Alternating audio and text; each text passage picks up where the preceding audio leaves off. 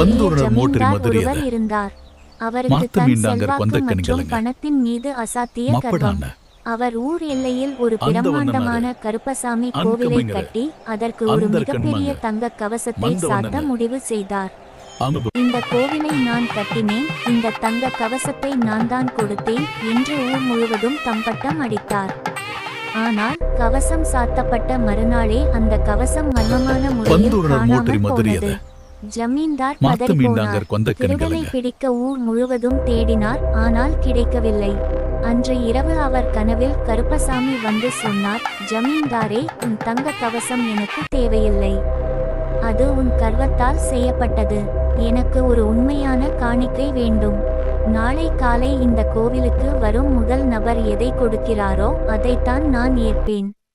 ஜமீன்தார் மறுநாள் அதிகாலையிலேயே கோவிலுக்கு சென்றார். யாராவது பெரிய செல்வந்தர் வருவார் என்று எதிர்பார்த்தார்.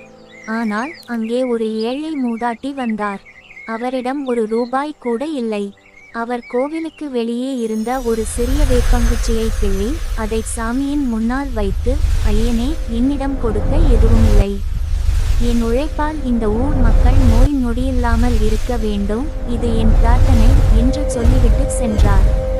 அடுத்த நொடி ஜமீன்தார் கொடுத்த தங்க கவசம் சாமியின் உடலில் மீண்டும் மின்னியது. ஆனால் அதன் மேல் அந்த பாட்டி வைத்த சாதாரண வேப்பங்குச்சி வைரத்தை போல ஜொலித்தது.